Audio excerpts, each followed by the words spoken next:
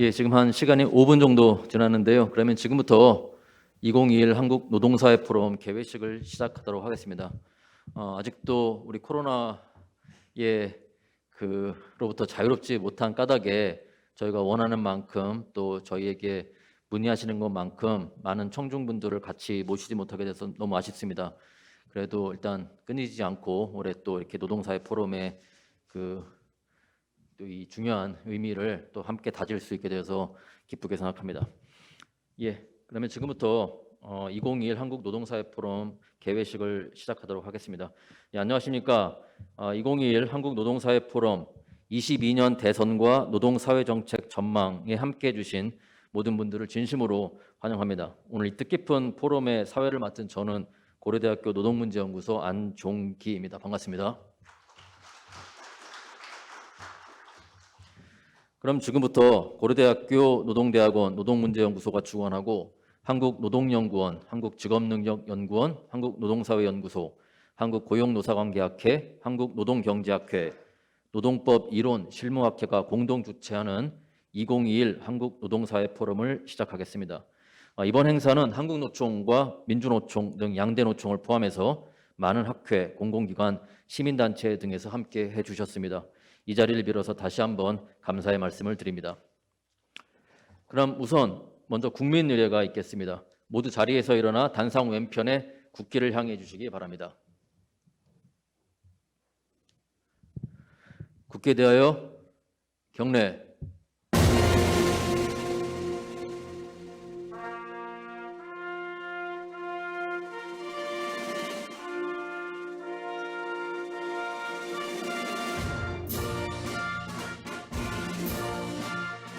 나는 자랑스러운 태극기 앞에 자유롭고 정의로운 대한민국의 무궁한 영광을 위하여 충성을 다할 것을 굳게 다짐합니다.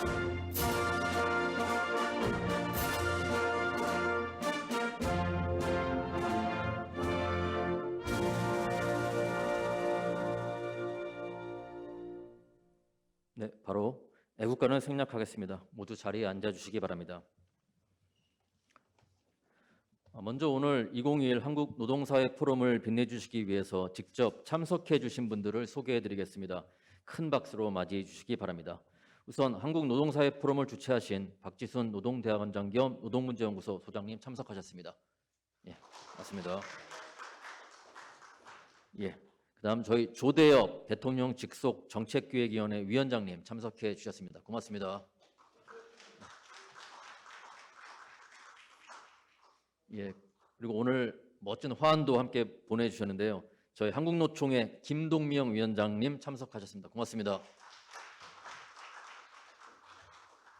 예, 그리고 오늘 바쁘신 와중에 또 귀한 걸음 해주신 우리 민주노총의 윤택근 위원장 직무대행님 참석하셨습니다. 고맙습니다.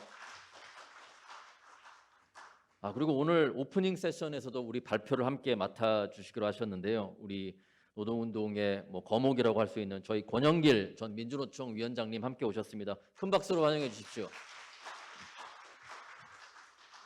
그리고 청년노동을 또 대표하는 청년 조직인 우리 청년유니온의 이채연 위원장님도 함께 오셨습니다. 고맙습니다. 예, 그리고 서울시 노사정협의회 김초롱 위원장님도 오신 걸로 얘기를 들었는데 혹시 어디 계십니까? 예, 고맙습니다. 예. 예, 그리고 직접 참석은 못하셨지만 영상을 통해 축하 말씀을 전해주신 분들이 계십니다. 안경덕 고용노동부 장관님, 문성현 경제사회노동위원회 위원장님, 이동근 한국경영자총협회 상금 부회장님께도 감사의 말씀을 드립니다. 다음은 개회사 및 축사를 듣는 순서를 갖겠습니다. 먼저 우리 박지순 노동대학원장님의 개회사가 있겠습니다. 큰 박수로 맞이해 주시면 감사하겠습니다.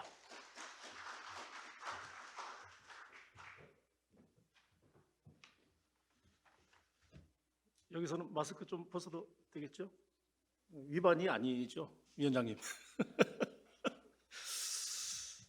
자, 오늘 이렇게 어려운 시기인데도 불구하고 참석해 주신 여러 내외 기빈 여러분께 다시 한번 감사의 말씀을 드립니다. 저는 우리 고려대학교 노동대학원 원장을 맡고 있고 또 노동문제연구소 소장을 맡고 있는 박지순입니다.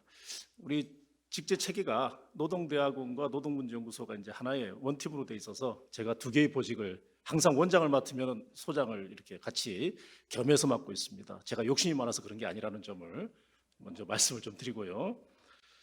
오늘 2021년 한국노동사회 포럼에 참여해 주신 모든 분들께 다시 한번 진심으로 감사의 말씀을 드립니다. 특히 또 귀한 시간 내셔서 행사에 직접 참석해 주신 우리 조대엽 전 우리 노동대학 원장, 그리고 우리 또 노동문제연구소장을 역임하셨고 지금은 대통령 직속 정책기획위원회 위원장을 맡고 계십니다. 감사의 말씀을 드리고요. 그리고 김동명 한국노총위원장님, 그리고 윤태근 민주노총 위원장 직무대행님께도 각별히 감사의 말씀을 드립니다. 그리고 앞에서도 말씀을 주셨지만 우리 포럼 행사를 축하해 주시기 위해서 또 축사를 보내주신 안경덕 고용노동부 장관님, 그리고 문성현 경제사회노동위원회 위원장님, 그리고 이동근 한국경총 상근부회장님께도 감사의 말씀을 전합니다. 무엇보다도 이 어려운 여건에도 불구하고 오늘 포럼에 함께해 주신 사회자, 발표자, 그리고 토론자분들과 오프라인 또 온라인의 청중 여러분들께도 환영과 감사의 말씀을 전합니다. 원래 이 한국노동사회 포럼은 저희 노동대학원의 이제 대표적인 이 학술 행사 브랜드입니다. 우리 이제 조대엽 원장님께서 그때 이제 처음 창설을 해주셨는데 지금 이제 3회째가 되고 있습니다. 올해.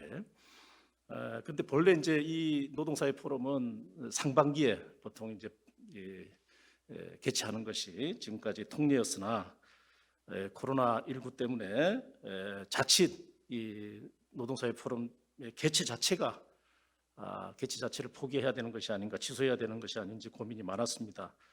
그렇지만 우리 한국 노동사회 전반을 학술적이고 정책적이면서 실용적 측면에서 다각도로 분석하고 대안을 수립해 나가는 통합적 공론장으로서 우리 포럼을 포기한다는 것은 있을 수가 없는 일이었습니다. 그 결과 오늘 다소 쌀쌀하기는 하지만 맑고 청명한 가을날에 여러분들과 함께 우리 노동사회 포럼을 개최할 수 있게 돼서 대단히 기쁘게 생각합니다. 때마침 이제 20대 대선을 한 5개월 남짓 앞둔 중대한 변화의 시기이기 때문에 이 시점에서 우리 한국의 노동 질서와 노동 규범의 현대화 과제를 모색하고 차기 정부의 노동 정책 방향을 점검하고자 하는 우리 노동사회 포럼의 기획 의도에 비춰보면 일정이 좀 늦춰진 게 오히려 또 시기적으로 또 적절하지 않나 하는 또 위안을 그렇게 또 해보게 됩니다.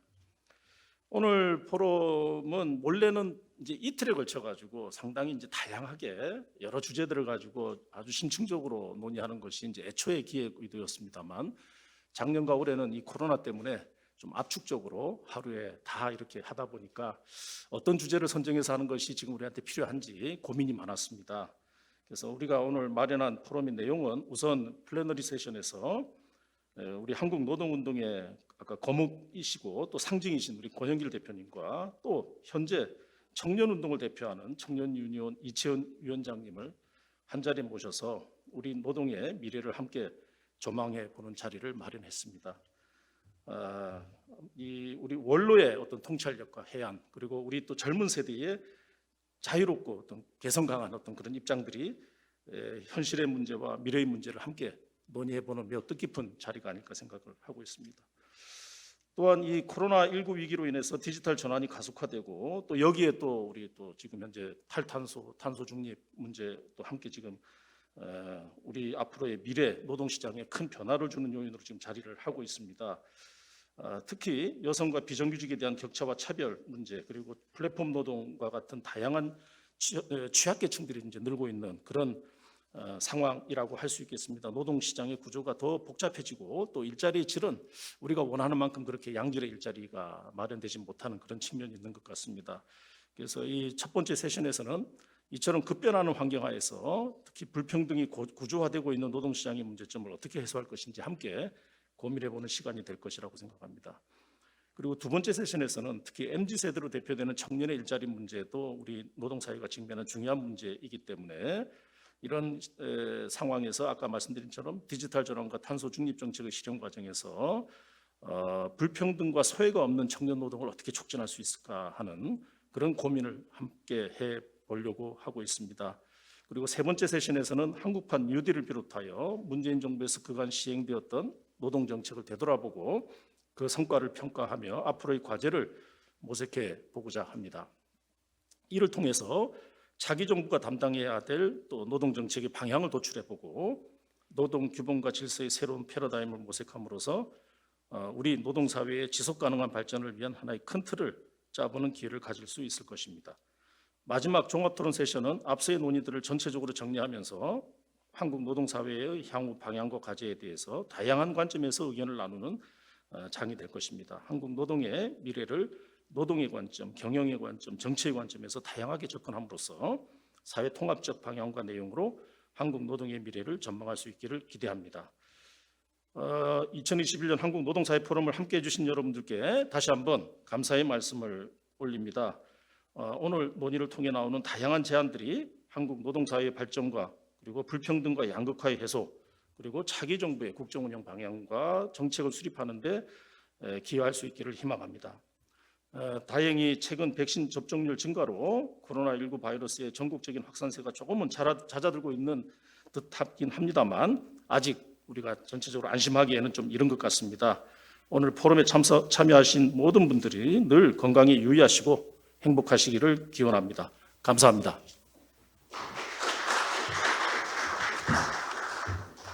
네, 다음은 원장님 감사합니다. 다음은 저희 조대엽 대통령 직속 정책기획위원회 위원장님의 축사 말씀을 듣도록 하겠습니다. 조 위원장님 큰 박수로 맞이해 주시면 감사하겠습니다.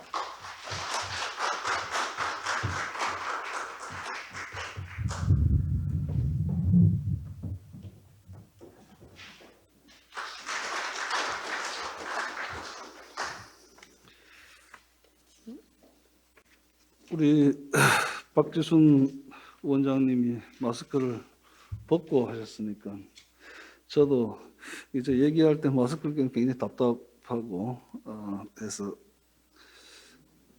벗고 하도록 하겠습니다. 예, 여러분 반갑습니다. 정책기획위원장입니다. 2021 한국노동사회 포럼 개최를 진심으로 축하드립니다. 올해 세 번째로 개최되는데요. 이 한국노동사회 포럼은 좀 전에 박지순 원장님께서도 말씀하셨습니다만 제가 노동대학원 원장으로 재임하던 2019년에 우리 노동사회의 현실을 진단하고 미래정책을 조망하는 대한민국 최고의 공론장을 꿈꾸면서 출발했습니다. 특히 올해 한국노동사회 포럼은 22년 대선을 앞두고 노동존중사회와 불평등 해소를 위한 현 정부의 노동사회 정책을 평가하고 또 차기 정부의 정책 과제를 모색하기 위한 자리라는 점에서 또 의미가 남다르다고 할 수 있습니다. 먼저 이 자리를 주관해 주신 우리 박진순 노동대학 원장님 그리고 영상 축사를 보내주신 걸로 알고 있는데요. 안경덕 장관님, 문성현 경제사회노동위원회 위원장님, 그리고 한국노동사회 포럼을 늘 공동 주최해 주신 김동명 한국노총 위원장님과 민주노총 양태근 부위원장님께도 감사 인사를 드립니다. 아울러 공동 개최 및 후원 등으로 관심과 지원 아끼지 않으신 여러 기관 관계자분들과 바쁘신 중에도 포럼에 함께해 주신 많은 분들께 감사 인사드립니다. 특별히 오늘 플래너리 세션에 우리 노동계의 큰 별이신 우리 권영길 대표님께서 맡아주셔서 감사드리고 또 건강한 모습 뵐 수 있어서 너무 반갑습니다. 코로나19 팬데믹 사태는 우리가 일찍이 경험해보지 못한 불확실성으로 사회 경제적 불안정을 증대시켰고 우리의 삶을 파괴했습니다. 그러나 국난의 시기마다 공동체적 결속을 통해서 발휘되었던 대한민국의 저력을 바탕으로 이번 코로나 위기 역시 어느 선진국보다 그 피해를 최소화하면서 안정적으로 극복해 나가고 있습니다. 조선 자동차 반도체에 이어서 배터리와 바이오 등의 다양한 산업 분야에서 선전하면서 역대 최대 수출 기록을 새롭게 써내려가고 있는가 하면은 OECD 국가 중에서 코로나19 이전 수준으로 경제를 가장 빠르게 회복하는 나라가 되었습니다. 이 위기 속에서 오히려 대한민국은 사람과 생명 가치를 중심으로 새로운 표준을 제시하고 지구적 연대와 협력의 모범을 보이는 선도 국가라는 모델을 만들어내고 있습니다. 코로나19를 극복하는 데 있어서 무엇보다도 중요한 과제는 우리 공동체 구성원 모두가 골고루 함께 회복하고 함께 도약하는 일입니다. 특히 큰 위기에 직면해 있던 노동과 일자리 부문, 그중에서도 청년, 여성, 임시 일용직 노동자들과 같은 사회적 약자들을 포용해내는 일은 우리 사회의 노동 안정성을 높이기 위해서 놓쳐서는 안 되는 요소입니다. 우리가 함께 회복하고 함께 도약하기 위해서는 영세 소상공인들을 보호하고 양질의 일자리를 창출하고 취약계층의 고용 증진과 생계 지원을 확대하는 사회 안전망과 고용 안전망을 강화해야 합니다. 말하자면 전 사회적으로 격차를 줄이는 포용적 회복이 필요합니다. 포스트 코로나 시대의 문명사적 도전과 사회경제적 대전환에 대응하는 과감한 국가혁신 프로젝트야말로 우리 시대의 절박한 과제가 아닐 수 없습니다. 정부는 사람 중심의 혁신적 포용국가로 나아가기 위해 지난해부터 2025년까지 총 220조 원을 투자하는 한국판 뉴딜 사업의 로드맵을 작성하여 현재 2.0을 추진 중에 있습니다. 한국판 뉴딜 사업은 비대면 사회로의 전환이 가속화됨에 따라 더욱 증대되는 디지털 뉴딜, 기후변화에 대처하기 위하여 탄소 중립의 목표를 담은 그린 뉴딜, 그리고 디지털 그린 대전환의 시대에 고용안전망과 사회안전망을 한층 두텁게 함으로써 정의로운 전환을 실현하는 휴먼 뉴딜, 이 세 축과 함께 지역 균형 뉴딜을 더해서 전 국민의 삶의 질을 고르게 증대시키기 위한 국가 혁신 프로젝트라고 할 수가 있습니다. 청년 세대는 사회 변화의 핵심 동력입니다. 4차 산업혁명과 함께 한국판 뉴딜의 중심에는 대한민국의 미래인 청년들이 있습니다. 대전환 시대에 청년 노동이 가지고 있는 의미가 무엇인지 이해하고 앞으로의 일자리 전망을 예측하는 것은 무엇보다도 중요한 우리의 당면 과제가 되었습니다. 이번 포럼에서 청년 노동의 문제가 집중적으로 다루어집니다. 시적절한 쟁점이 아닐 수 없습니다. 아울러 이번 포럼에서는 4차 산업혁명의 대전환 시대에 구조적 전환에 부합하는 새로운 노동 패러다임을 모색하고 나아가 차기 정부의 과제에 대해서도 논의하는 것으로 알고 있습니다. 당면한 핵심 과제가 아닐 수 없습니다. 코로나 팬데믹 대응이 일상을 회복하는 새로운 도전으로 지금 바뀌고 있습니다. 지구적 불확실성의 시대를 뉴노멀과 새로운 표준으로 헤쳐나가야 하는 대단히 어려운 시기입니다. 2021 한국노동사회 포럼이 이 불확실한 시대 한복판에서 노동의 미래를 개척함으로써 정의로운 전환과 세대 선도 국가로 나아갈 수 있는 대안과 전망을 모색하는 열띤 토론장이 되기를 기대에 마지 않습니다. 다시 한번 2021 한국노동사회 포럼 개최를 축하드립니다. 고맙습니다.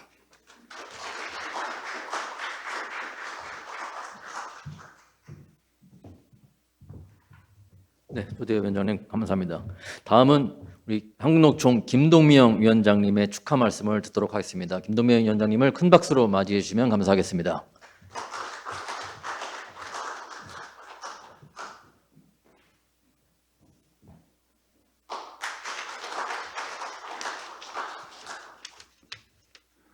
안녕하십니까. 2021 한국노동사회 포럼 개최를 축하드립니다. 코로나19라는 초유의 감염병 시대를 경험하면서 올해 한국노동사회 포럼에서는 포스트 코로나 시대 한국노동사회의 변화와 전망이라는 주제로 전국민 고용보험과 사회안전망, 한국형 뉴딜, 사회적 대화에 대해 심도 있게 논의할 예정입니다.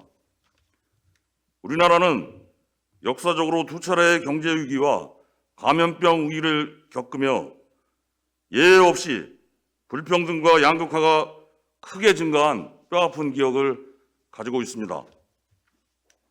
재난 시기일수록 취약계층의 대다수가 가장 먼저 일자리를 잃거나 소득이 감소하고, 그럼에도 불구하고 이들 대다수가 사회안전망으로 보호를 받지 못하기 때문입니다.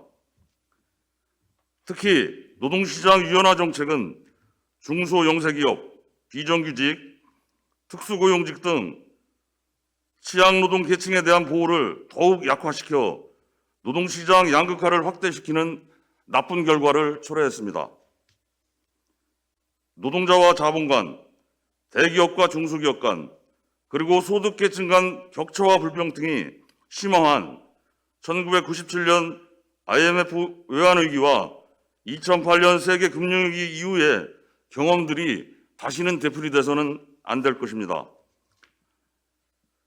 이러한 상황에서 코로나19 이후 진정한 노동존중 사회의 실현을 위한 정책 방안과 디지털 전환 시대, 한국 노동사의 새로운 비전을 모색하는 학술과 정책의 장으로 한국 노동사회 포럼이 마련되었습니다. 코로나19 이후 세계가 과거 두 차례의 경제위기 이후와 같이 경제사회 불평등이 보다 심화된 과거 체제로 회귀되지 않도록 하기 위해서는 노동계와 시민사회 그리고 전문가가 힘을 모아 사회 연대에 기반하여 상상력을 가지고 기존 체계의 전환을 위한 담론과 전략을 마련함으로써 새로운 변화를 만들어 나가야 합니다. 매우 어려운 조건에서도 한국노동사회 포럼의 성공적 개최를 위해 노력하신 고려대학교 노동대학원 박지순 원장님을 비롯한 모든 관계자분들께 감사드립니다. 코로나19 위기 극복을 위해서는 무엇보다 재난 시기 해고 금지를 통한 총고용 보장과 사회 안전망 강화가 절실합니다. 재난적 상황에서는 공동체 구성원들의 연대와 협력이 무엇보다 중요합니다.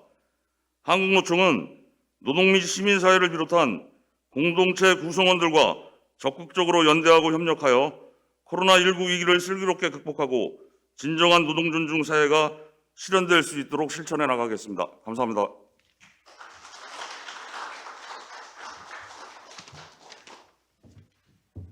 네, 김동명 위원장님 감사합니다. 자, 다음은 우리 민주노총의 윤태근 위원장 직무대행님의 축사 말씀을 듣도록 하겠습니다. 우리 윤 위원장님, 대행님 큰 박수로 맞이해 주시면 감사하겠습니다. 예, 우리 민주노총 양경수 우리 위원장이 구속돼 있는 관계로 현재 직무대행을 맡고 있는 윤태근입니다. 만나서 너무나 반갑습니다. 다들 대전환기라 이야기를 합니다. 신자유주의의 붕괴, 새로운 가치가 대두되고 보편적 복지가 이제 패러다임이 되는 시대, 그리고 현재 코로나 팬데믹으로 전 세계가 모두 기후위기와 더불어서 새로운 가치를 만들어내야 되는 대전환기라고 이야기를 합니다. 그러면 저희 우리나라도 이 대전환기에 맞서 어떤 정책과 비전을 제시할 것인지는 매우 중요한 과제라고 봅니다. 이런 과정에서 오늘 개최되는 이 포럼이 굉장히 중요한 그리고 매우 소중한 자리라고 보고 있습니다. 특히 문재인 정권 들어서서 많은 기대를 했던 노동정책 그리고 인권의 문제가 여전히 부족한 상황이 있고, 기후위기 그리고 코로나 팬데믹으로 인한 새로운 비전 제시는 우리 국민들에게 실망감을 주고 있는 과정이라고 봅니다. 그래서 이런 여러 가지 부재의 원인이 어디서 나왔는가를 또 분석하고 또 그 과정을 국민들과 함께 극복해가는 과정이 저는 이런 자리라고 생각을 합니다. 매우 소중한 자리인 것이고, 물론 저희들이 보는 한국 사회의 대변화는, 대전환은 이제 우리가 준비하지 않는 만큼 재앙은 올 것이다, 이렇게 보고 있습니다. 특히 청년 노동이 상실되고 있고 노년의 우리 산업 여군들이 갈 데가 없는 이런 현상, 그리고 아직도 비정규직으로 그리고 노동 산업 현장에 가지 못하는 우리 MZ 세대들이 이제는 새로운 희망을 가질 수 있게끔 하는 것 또한 오늘 포럼의 큰 과제라고 봅니다. 특히 3주제에 나와 있는 문재인 정권의 노동 정책의 성과와 한계는 저희들 매우 주의 있게 보고 있습니다. 올바른 정책보다는 어떤 과제를 제시할지, 그 제시된 과제들이 어떻게 해결할 수 있을지에 대해서 많은 토론이 있기를 기대하겠습니다. 아마 정치적 지형이 매우 좋았던 문재인 정권, 지선 총선까지 포함해서 아주 많은 국민의 기대를 받았지만 그 기대만큼 부응하지 못한 것이 사실입니다. 그것을 저희들은 지적을 했고 그것을 대화로 한번 풀어보자고 했는데 여전히 답변이 없습니다. 오늘 개최되는 이게 한국 노동사회 포럼이 그 기폭제가 되기를 기대하고 저희들 또한 관심 깊게 그리고 주의 깊게 그리고 열심히 공부하고 청취하도록 하겠습니다. 너무나 고맙습니다.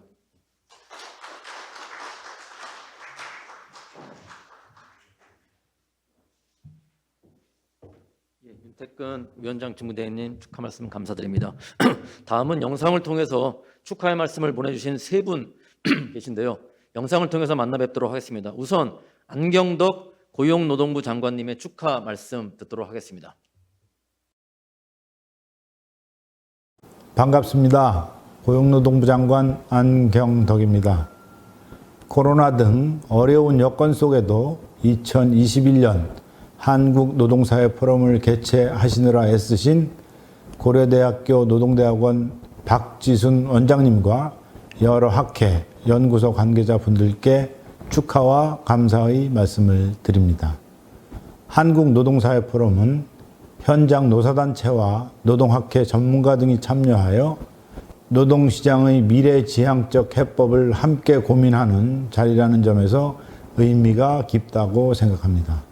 우리 노동시장은 조속한 일자리 회복과 노동시장 전환기 대응이라는 과제를 동시에 안고 있습니다. 일자리 어려움이 지속되고 있는 대면 서비스업, 청년 등의 고용 안정과 일자리 기회 확대는 여전히 노동시장의 최우선 당면 과제입니다. 이와 함께 디지털, 저탄소 중심 산업구조 재편에 대응하여 신산업 분야 일자리 기회를 늘리고 공정하고 정의로운 전환을 위한 거버넌스와 인프라를 적기에 갖춰 나가야 합니다. 또한 플랫폼 경제 확산 등에 따라 고용 형태 다양화 속도가 빨라지면서 근로자 중심의 고용 안전망과 노동법 체계에 대한 근본적인 재설계가 요구되고 있습니다. 이러한 노동시장의 변화가 기존의 노동시장 이중구조를 심화시키지 않도록 취약 분야 근로조건 보호 강화와 노동시장 격차 해소를 위한 연대와 상생의 방안에 대한 고민도 필요합니다. 정부도 이러한 문제인식 하에 고용유지 노력을 지속하는 한편 지역주도, 민간협업을 통한 청년과 취약계층 일자리 기회 확대에 역량을 집중하고 있습니다. 또한 평생 능력개발 체계 구축, 고용 안전망 확대, 플랫폼 종사자 보호 등 노동시장의 공정한 전환과 일하는 모든 사람들에 대한 사회적 보호를 위한 기반 마련에도 박차를 가하고 있습니다. 그러나 갈수록 복잡 다양화되는 노동시장의 당면 과제들을 하나씩 풀어나가기 위해서는 노사정과 전문가가 문제의식을 공유하고 함께 대응해 나가는 노력이 무엇보다 중요하다고 생각합니다. 오늘 포럼 자리가 노사와 전문가가 머리를 맞대고 우리 노동시장의 과제와 해법을 함께 고민하는 뜻깊은 시간이 되기를 기대합니다. 정부도 깊이 있는 고민과 토론을 통해 제기되는 제언들을 면밀히 검토하여 정책으로 반영해 나가겠습니다. 여러분의 가정과 직장에 건강과 행운이 가득하기를 기원합니다. 감사합니다. 감사합니다. 다음은 경제사회노동위원회 문성현 위원장님의 축하 영상을 안녕하십니까. 경제사회노동위원회 위원장 문성현입니다. 고려대학교 노동대학은 노동문제연구소 주관으로 양노총과 경총, 상위가 후원하고 주요 연구소 및 학회와 함께 공동 주최하는 2021년 한국노동사회포럼의 개최를 진심으로 축하드립니다. 한국노동사회포럼은 한 해 동안의 주요 노사관계를 점검하고 앞으로의 주요 과제를 함께 논의하는 대단히 뜻깊은 토론의 장입니다. 포럼의 연륜이 쌓이면 그 자체로 우리나라 노사관계의 역사가 될 것입니다. 특히 금년은 문재인 정부가 마무리되고 새 정부를 출범시키는 대통령 선거와 맞물리는 전환기입니다. 문재인 정부는 노동 존중과 일자리 정부를 선언하고 나름 최선을 다했습니다. 예상치 못했던 코로나19 위기로 많은 어려움도 있었습니다. 저희 경제사회노동위원회도 정부의 이러한 흐름에 조응해서 사회적 대화를 통한 문제 해결을 위해 법률을 개정하고 조직을 정비해 새 출발을 했습니다. 돌이켜보면 성과도 있었지만 아쉬움도 크게 남는 과정이었습니다. 무엇보다 양노총이 모두 참여하는 사회적 대화를 이루지 못한 것과 양극화 해소를 위한 2년의 노력에도 의미 있는 결론을 만들지 못한 것이 아쉬움을 뛰어넘어 아픔으로 남아 있습니다. 코로나19 극복을 위한 노사정 선언과 합의, ILO 협약 비준을 위한 치열한 토론, 노동시간 단축에 따른 탄력적 운영의 합의 등 결코 쉽지 않은 과정을 함께해 주신 한국노총과 경총에 대해서 이 자리를 빌어 감사의 말씀을 전합니다. 이번 노동사회 포럼에서 주요하게 논의하실 청년과 노인의 노동, 디지털 전환시대의 노동, 더 나아가 기후 위기와 바이러스 팬데믹 시대의 노동과 관련한 대전환적 과제가 우리 앞에 놓여 있습니다. 축약하자면 권영길 위원장께서 걸어오셨던 노동의 길과 이채원 위원장께서 걸어가셔야 할 노동의 길은 서로 달라지고 있고 크게 달라질 것입니다. 이러한 주제들은 새로운 시대, 새로운 정부의 노동정책의 핵심이 될 것이고 사회적 대화의 과제가 될 것입니다. 이번 노동사회 포럼의 소중한 성과가 대전환시대 노사관계의 대전환에 큰 밑거름이 될 것이라 확신합니다. 고맙습니다. 네, 문성현 의원님 항상 감사드립니다. 그럼 마지막으로 저희 축사 말씀 보내주신 한국경영자총협회의 이동근 상금 부회장님의 말씀도 함께 들어보도록 하겠습니다. 여러분 반갑습니다. 한국경영자총협회 이동근 상금부회장입니다. 2021 한국노동사회 포럼 개최를 진심으로 축하드립니다. 코로나 사태로 인해 포럼 준비가 쉽지 않았을 텐데 박지순 노동대학 원장님과 관계자 여러분들 고생 많으셨습니다. 우리 경제는 지금 그 어느 때보다 한 치 앞을 내다보기 어려운 상황에 있습니다. 세계적인 양적 완화에 의한 급격한 테이퍼링 우려, 산업 구조의 급격한 변화와 자산 가격의 변동성, 탄소 중립 문제 등 매우 복잡한 사회 경제적 문제가 엮이면서 상호의 전망도 예단하기 어렵습니다. 우리의 노동시장도 예외는 아닙니다. 급속한 산업구조 변화에 맞지 않는 낡은 노동법, 투쟁적인 노동운동과 대립적인 노사관계, 기업의 부담을 가중시키는 중대재해처벌법과 노조법 개정 등 일자리 창출과 투자를 가로막는 환경이 계속되고 있습니다. 대기업 노조의 기득권 강화와 공정을 바라는 MZ세대, 갈수록 심해지는 청년 일자리 문제 등 미래 세대를 위해 풀어야 할 도전 과제도 산적해 있습니다.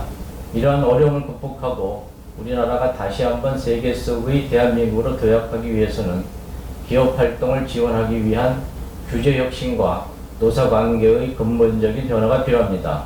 특히 노사관계를 계속 개혁하기 위해서는 노사 간의 힘의 균형을 갖출 수 있는 제도 개선, 산업 현장의 강성 불법 투쟁을 줄일 수 있는 준법 질서의 확립, 노동시장의 유연성을 제고시키기 위한 고용, 임금, 근로, 시간 제도의 개선이 반드시 필요합니다.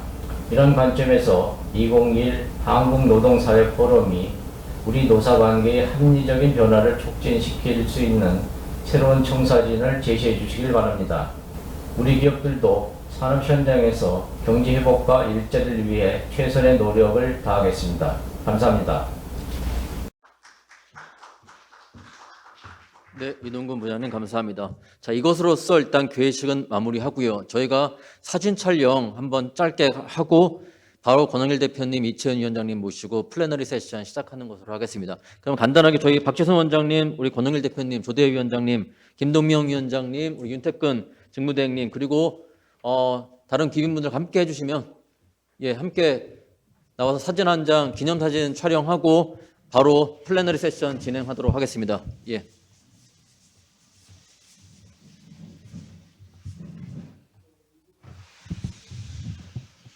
제가 미처 지금 다 말씀을 못 드린 우리 내빈분들 계신데 함께 기념 촬영에 참여해 주시면 감사하겠습니다.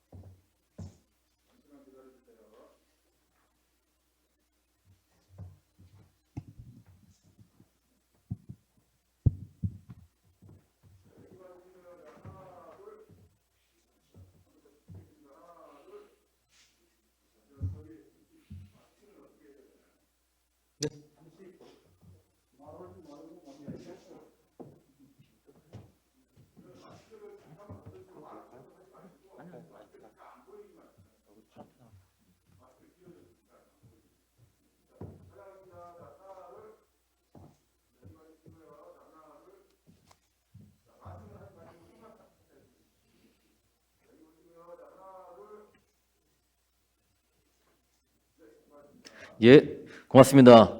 그러면 이것으로서 회식을 마무리하고 바로 이어서 올해 포럼의 문을 여는 오프닝 세션을 시작하도록 하겠습니다. 오늘 오프닝 세션은 저희 노동대학원장 박지선 원장님께서 사회를 봐주실 거고요. 그리고 권영길 대표님과 우리 이채연 위원장님께서 발표와 대담을 함께 이어가 주실 예정입니다. 그럼 오늘 사회를 맡아주실 박지선 원장님께 마이크를 넘기도록 하겠습니다.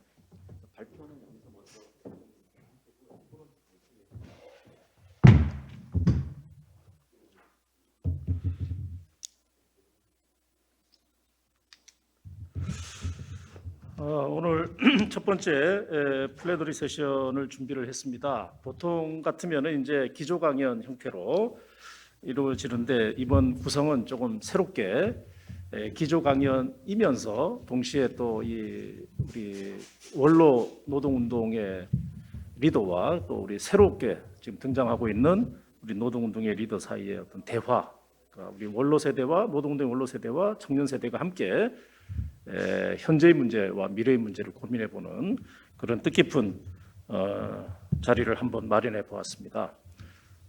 오늘 플래너리 세션에서 발표해 주실 두 분을 간단히 이제 소개를 먼저 드리면요. 우리 원로를 대표해서 권영길 전 민주노총 위원장님께서 오늘 첫 번째 이제 발제를 해 주실 텐데요.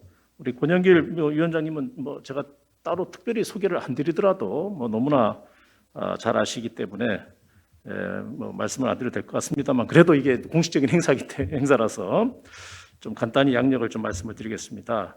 우리 권영길 위원장님은 서울신문 기자와 파리 특파원을 거쳐서 전국 언론노조연맹 위원장과 전국 민주노총 위원장을 역임하시고 또 민주노동당 대표를 역임하신 후 17대, 18대 국회의원까지 역임을 하셨습니다. 그리고 또 발표를 해주실 이채은 청년유니온 위원장님을 또 간단히 소개해드리면 청년유니온의 미디어 팀장과 또 청년위원회 위원을 거치고 현재는 청년고용촉진특별위원회 위원과 또 전태일재단 운영위원으로서 활동을 해주시고 계십니다.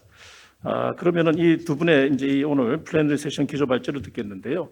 어떻게 발제 순서는 이채연 위원장님께서 먼저 이렇게 좀 이 젊은 세대의 어떤 그 진취성을 가지고 발표를 좀 해주시고 거기에 대해서 또 우리 이제 권영길 대표님께서 이제 나중에 또 원로 세대를 대표해서 또 좋은 통찰력과 해안을 주시는 그런 순서로 하도록 하겠습니다.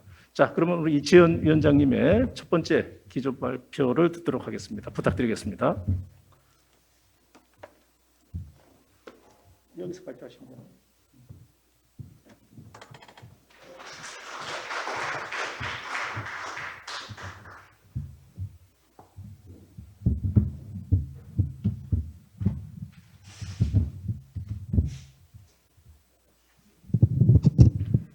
제가 마스크를 벗고 해도 되겠습니까? 네, 감사합니다. 네, 안녕하십니까. 청년유니온 위원장 이채은입니다. 오늘 전환의 시대, 청년의 노동과 미래에 대해서 여기 계신 분들과 함께 나눠보려고 합니다. 지금 청년이 마주하고 있는 첫 노동시장은 어떨까요? 항상 채용 공고가 올라오는 시즌에는 말라가는 동기들을 볼 수 있었습니다. 대학교 1학년 때부터 취업 준비를 하고 동아리와 대외 활동을 합니다. 3학년 2학기 때부터 취업을 위한 자소서와 면접을 준비합니다. 그 이유는 바로 취직이 안 될 것 같은 불안감 때문인데요. 새벽까지 도서관에서 공부를 하면서도 그 다음날 새벽같이 일어나 정장에 구두를 신고 면접을 보러 갑니다. 하루는 불합격 소식을 접하고 1시간 내내 우는 친구를 위로한 적이 있습니다. 그 회사가 아니면 조건이 좋지 않은 직장에서 일을 했어야 했기 때문에 막막한 상황이었기 때문인데요. 바로 학자금 대출을 갚아야 했고 서울에 올라와 살아야 했기 때문에 최저임금만 받고서는 월세와 생활비를 감당할 수 없었기 때문입니다. 아마 많은 청년들이 비슷한 감정을 느끼고 있습니다. 친구들은 다 좋은 직장에 합격했는데 나만 취직하지 못한 것 같은 패배감, 그리고 자신만 뒤처진 것 같은 불안감, 더 이상 부모님의 지원을 바랄 수 없었던 집안의 형편과 취업에 실패했다는 패배감. 하지만 이런 실상을 모른 채 실업률만 보고 요즘 청년들은 취업이 어렵고 공부하느라 너무 고생한다 라며 지금의 청년들을 불쌍하게 여기고 있는 요즘 어른들의 말은 젊을 때 놀아야지 라는 말보다 더 위선적으로 느껴집니다. 청년 실업을 해결하기 위해 여러 정책들이 시행되었지만 아직은 너무나 역부족이고 오히려 청년들이 느끼는 취업은 점점 더 어려워지고 있습니다. 졸업 전에 취업을 하는 경우는 그나마 나은 편입니다. 졸업 전에 취업을 하는 청년들은 10명 중 3, 4명 정도밖에 되지 않습니다. 졸업 후 취업까지 1년 이상 걸리는 청년들도 계속해서 늘어나고 있습니다. 취업 준비를 오래 하는 청년들은 개인적으로나 사회적으로나 큰 비용을 치르게 하는데요. 생활비 마련에 큰 시간을 들일 수 없는 청년들은 누군가의 지원이 없는 한 점점 더 생활이 어려워집니다. 버틸 수 없는 지경에 이르면 일자리의 여건이나 임금이 좋지 않아도 어쩔 수 없이 저임금의 불안정한 일자리를 선택하게 됩니다. 하지만 그렇게 들어간 일자리는 오래 다니지 못하고 얼마 지나지 않아 이직 준비를 하는데요. 저임금으로 그리고 불안정한 상태로 20대를 보낼 수 없다는 불안감이 들기 때문입니다. 다수의 청년들은 이런 식의 묻지마 취직과 이직, 퇴직을 경험합니다. 이런 구조에서는 경력을 쌓기가 매우 어렵습니다. 겨우 적응한 회사에서 나와 또 다른 회사에 적응을 해야 하는 처지에 놓여 있습니다. 이렇게 오랜 시간 구직 기간을 갖고 또 이퇴직을 반복하는 이유가 있습니다. 조금 더 안정적인 일자리에 들어가기 위해서인데요. 쉽게 해고가 되지 않는다는 점도 있지만 대출을 더 잘 받기 위해서 안정적인 일자리에 들어간다는 청년들의 이야기가 있습니다. 근로소득만으로는 집을 구하기가 어려우니 대출을 받는 것이 꼭 필요한데 이럴 때 안정적인 일자리가, 예를 들면 공무원 같은 일자리가 더 유리하기 때문에 악착같이 취업 준비를 하고 좋은 일자리에 들어가려고 하는 겁니다. 친구들과 있는 카톡방에서 많이 이야기하던 주제가 바로 적금 상품에 대한 이야기였는데요. 하지만 어느 순간부터 적금이 아닌 주식에 대한 이야기로 채팅방이 가득 채워졌습니다. 친구들뿐만 아니라 코로나 이후 주식을 하는 청년들이 매우 많아졌습니다. 이제는 주식을 하지 않으면 바보다 라는 이야기까지 쉽게 나오고 있습니다. 이렇게 주식을 하는 청년들은 유튜브나 커뮤니티에서 주식이나 코인으로 돈을 많이 벌었다는 사람들의 이야기를 듣고 아, 나도 큰 돈을 벌 수 있겠구나 하는 기대감을 안고 투자를 합니다.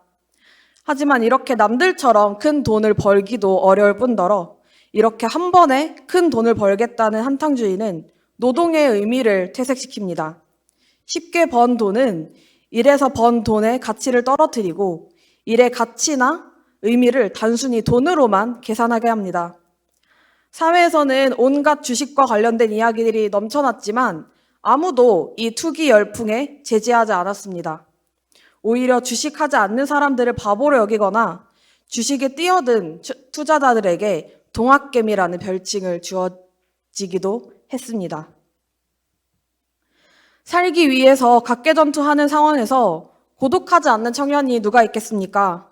취업이 어려워지고 언제 끝날지도 모르는 구직 생활을 견디며 청년들은 기댈 곳 없이 세상과 단절된 채 고립된 생활을 하고 있습니다. 높아진 불안감과 외로움은 결국 우울증으로도 연결됩니다.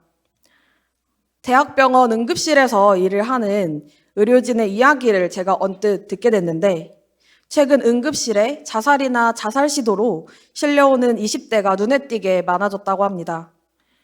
또 고독사나 자살 현장을 수습해주는 특수 청소업체가 마주하는 현장 중 최근에 가장 눈에 띄게 늘은 곳은 수십 개의 이력서와 그리고 조촐한 식사의 흔적이 남은 청년들의 마지막 주거 공간이었다고 합니다. 왜 청년들은 이렇게 극단적인 선택을 할 수밖에 없었을까요?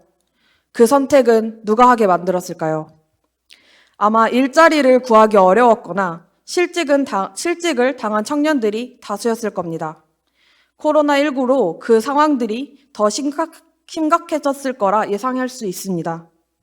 특히 서비스업에서 많이 종사하고 있는 여성 청년 노동자들의 피해는 더 심각한 상황입니다.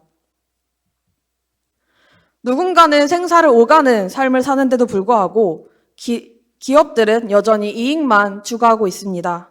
안전과 사회 지속 가능성을 외면하고 비용을 줄이기 위해 더 열을 올리고 있습니다. 비용 감축을 위해서는 가장 먼저 줄이는 비용이 바로 안전을 위한 인력과 시스템입니다.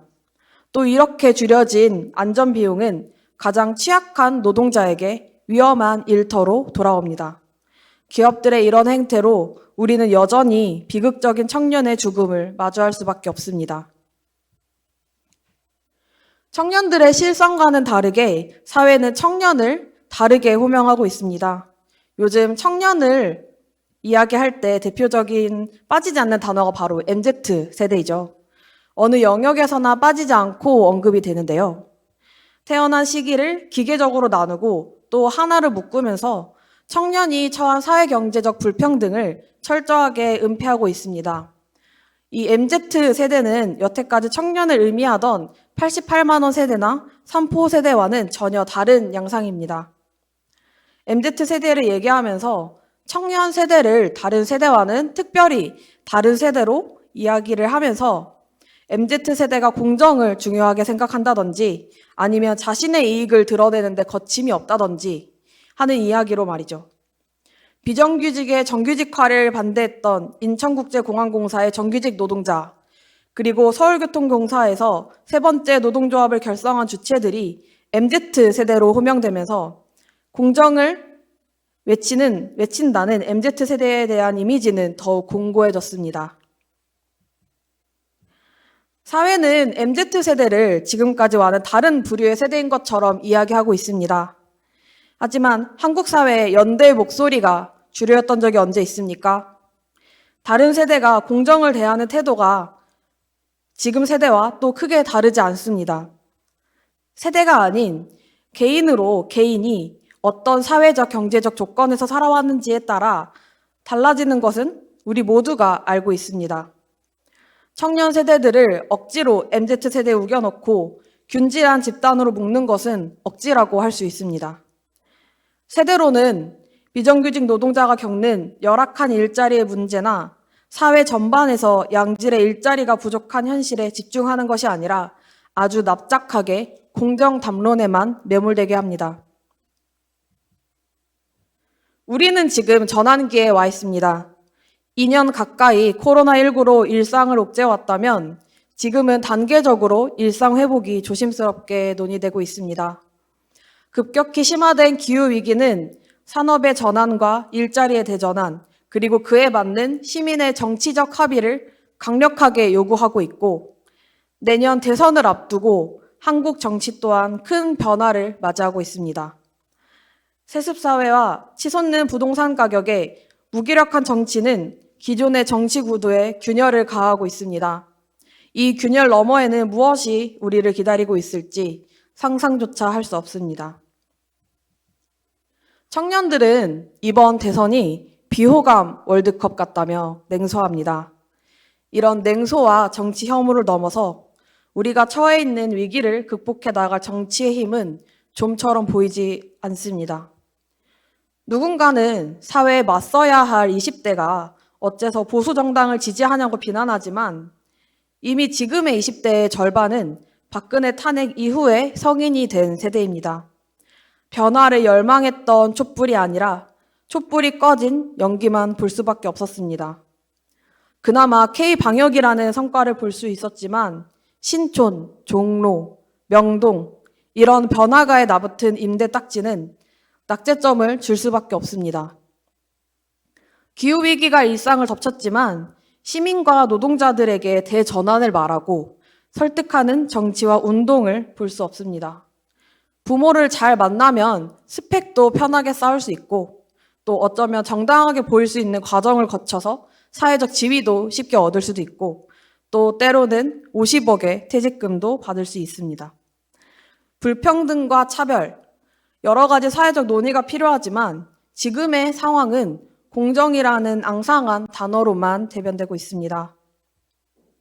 청년 실업의 문제는 오래전부터 많은 사람들이 이야기해왔지만 해결하기 위한 진지한 노력은 아직 부족하기만 합니다. 고도성장기의 기성세대가 가진 일자리와 자산은 불평등 해소의 걸림돌로 보일 때가 더 많습니다. 연공서열식 임금체계나 정년연장, 국민연금과 같은 주제들을 두고 토론해야 하지만 항상 우선순위에서 밀려나고 있습니다. 한국 사회의 지속 가능한 성장을 위해 우리는 더 많은 대화와 토론, 그리고 논쟁을 해야 합니다. 이런 변화하는 사회에 노동계의 역할은 필수적입니다. 12.5%의 노동조직률, 높다고는 할 수 없지만 21년 만에 최고치입니다. 문재인 정부가 들어선 후부터 계속 꾸준히 상승해 왔습니다. 하지만 노동조합 바깥에 그리고 노동조합이 있기 어려운 일자리에 놓여있는 노동자들의 이해대변은 여전히 공백 상태입니다. 고용이 불안정하고 열악할수록 소규모 사업장일수록 더 노동조합이 필요하지만 노동조합을 갖기도 그리고 만들기도 너무나 어렵습니다. 특히 청년들이 많이 일하고 있는 편의점이나 카페처럼 초단시간 계약으로 근무 시간이 쪼개져 있는 아르바이트 노동자, 그리고 영상의 초 단위로 그 다음에 배달 건수로 살아가는 프리랜서나 플랫폼 노동자의 삶은 더더욱 어렵습니다. 어떤 노동자보다 더 사회적으로 중요하게 다루어져야 할 다수의 불안정 미조직 노동자들은 아무도 대변해주지 않고 있고 이들이 사회적 논의에서 배제되는 것은 2021년에도 계속되고 있습니다. 법과 제도가 조금씩 진전되고는 있다고 하나 안정적인 일자리에 있는 노동자와 그렇지 않는 노동자와의 격차는 더욱 커지고 있습니다. 불평등과 격차 해소에 노동조합을 비롯한 사회가 적극적으로 나서야 합니다. 이미 수도권과 비수도권의 일자리 격차는 돌이킬 수 없이 커져버렸습니다. 하지만 광주형 일자리의 사례를 보다 발전시키고 개선시키면서 우리는 일자리의 격차 해소를 할 수 있습니다. 또한 임금 노동자인지 아닌지에 따라서 극심한 차이가 나는 사회 경제적 지위에 적극적인 연대를 구축하며 맞서야 할 것입니다. 지속 가능한 사회를 위해 적극적인 증세 논의와 재정 정책의 확대를 요구해야 합니다. 지금처럼 고삐 없는 말처럼 날뛰는 자산 격차를 제어해야 합니다. 부동산과 주식, 비트코인으로 노동의 의미를 모두 삼켜버리고 있는 자산시장이 더 이상 사회를 갉아먹지 않도록 우리는 맞서 싸워야 합니다. 이런 사회를 위해 싸움을 해나가지 않는다면 하루하루 생존을 버텨야 하는 오징어 게임이 일상인 한국 사회의 모습은 바뀌지 않을 것입니다. 오징어 게임은 많은 이들이 끝내는 것에 동의를 하면 끝낼 수 있다고 합니다. 모두가 죽고 단 한 명만의 승자만 남는 결말로 흘러가도록 내버려 두어서는 안 될 것입니다. 이 게임을 끝낼 수 있는 열쇠는 항상 우리 손에 있습니다. 그리고 지금도 우리 손에 있습니다. 전환의 시기를 만들기 위해 우리가 해야 할 일들을 오늘 이 자리를 계기로 만들어갔으면 좋겠습니다. 감사합니다.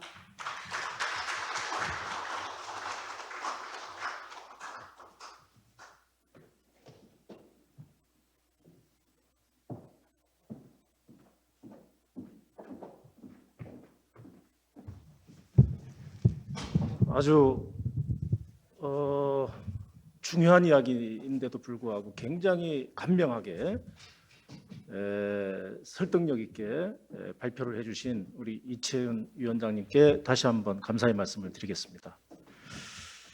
자, 다음으로 권영길 전 민주노총 위원장님께서 전환시대 노동의 미래 전망 과제라는 주제로 강의를 해주시겠습니다. 특별히 좀 약간 위치를 이렇게 좀 마련했습니다. 양해해 주시면 감사하겠습니다.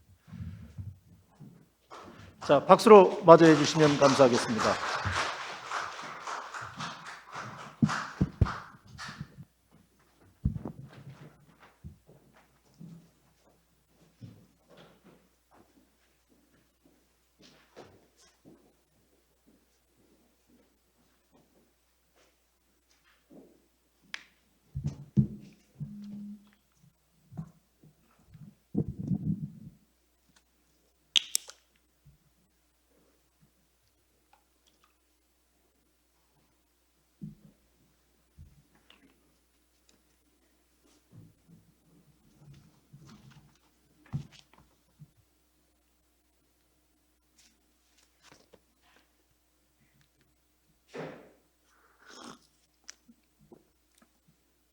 예, 반갑습니다. 권영길입니다.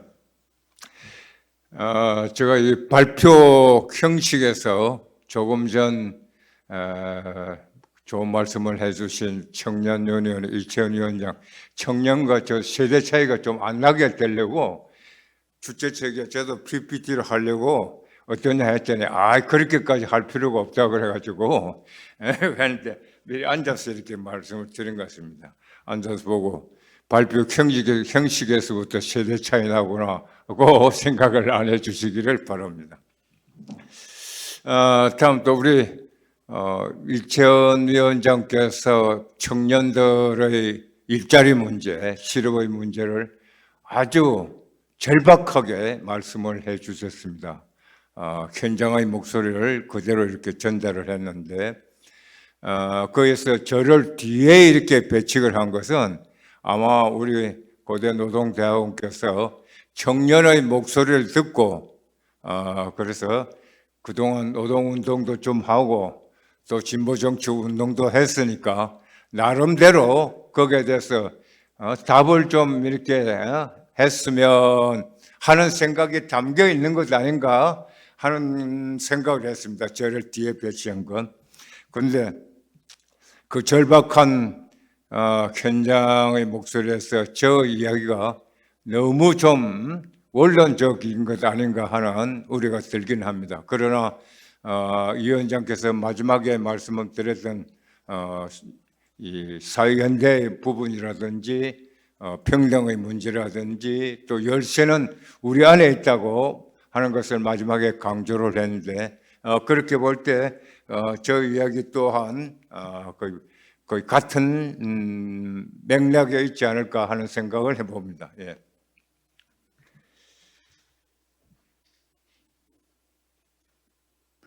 코로나19 팬데믹, 기후위기, 인공지능 시대로 우리는 대전환 대처했습니다. 누구나 그렇게 이야기하고 있습니다. 오늘도 여러 차례 강조가 되었습니다. 그런데 이 코로나 팬데믹, 기후위기, 인공지능이 한 연결고리로 묶여져 있습니다. 이 묶여져 있는 게 동시에 지금 인류 앞에 닥쳐 있습니다. 인류의 정말 대전환기일 겁니다. 이때 오늘 제가 말씀드린 것은 이 코로나 위기도 일자리에 직결되고 기후 위기도 직결되고 인공지능은 말할 것도 없다. 이 속에서 요구되는 국가의 역할이 있다. 요구되는 노동자의 역할이 있다.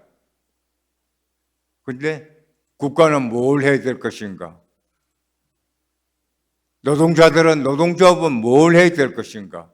하는 것이 핵심이 될 것 같습니다. 오늘 저 말씀을 몇 가지 요약하면은 이런 문제는 바로 노동의 문제는 정치의 문제다. 정치가 바뀌어야 된다. 정부가 바뀌어야 된다. 국회가 바뀌어야 된다. 따라서 노동자들도 바뀌어야 된다. 하는 것을 강조하는 저희 글입니다.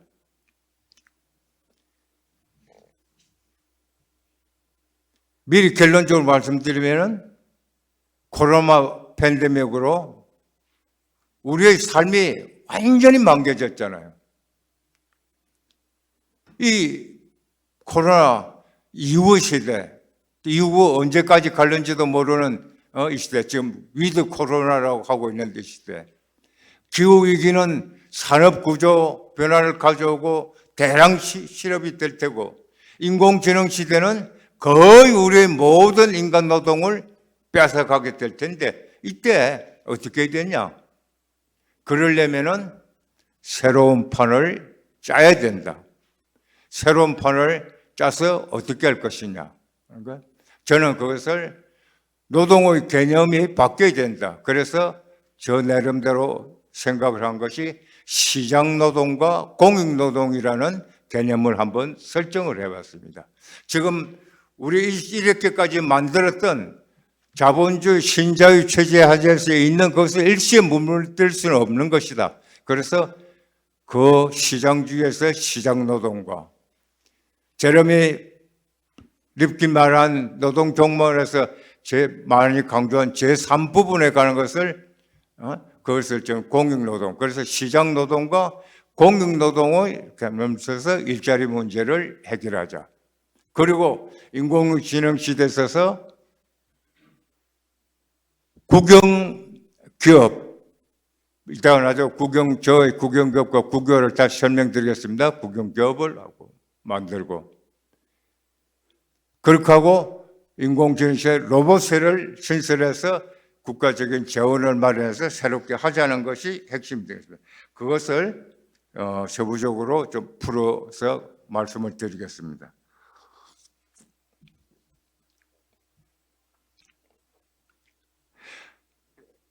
인간은 코로나의 전쟁에서 졌습니다. 공존하기로 했습니다. 공존의 표현이 지금 나타나고 있는 위드 코로나입니다. 위드 코로나를 가기 위해서는 무엇보다도 국가의 역할이 굉장히 중요합니다. 새로운 역할이라고 할 수 없고 이때까지 해왔던 것을 다시 일깨워주고 있습니다. 과학자들은 코로나가 온 것이 자연 파괴에서 온 것이라고 이야기하고 있습니다. 사회의학자들은 인간 존중이 아닌 이윤 추구에 매몰된 사회, 불평등 사회가 그 밑바탕 원인이라고 이야기를 하고 있습니다.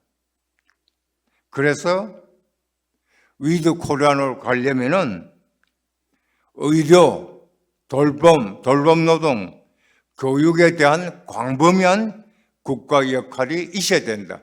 이것 없이 위드 코로나로 가는 것은 엄청난 재앙을 불러올 것이다 하는 것입니다. 이것을 제가 오늘 강조를 하고 있습니다. 그 중에서 공공의료가 확충되어야 된다. 의료 인력이 확충되어야 된다. 공공의료, 의료 인력 확충 없이 위드 코로나로 가는 것은 폭탄을 쥐고 불길 속으로 뛰어드는 것과 같다 하는 겁니다. 민주노총 보건의료노조는 얼마 전에 공공의료 확충, 의료 인력 확충을 요구하면서 산별 총파업을 대리하고 창법에 들어가려고 했습니다.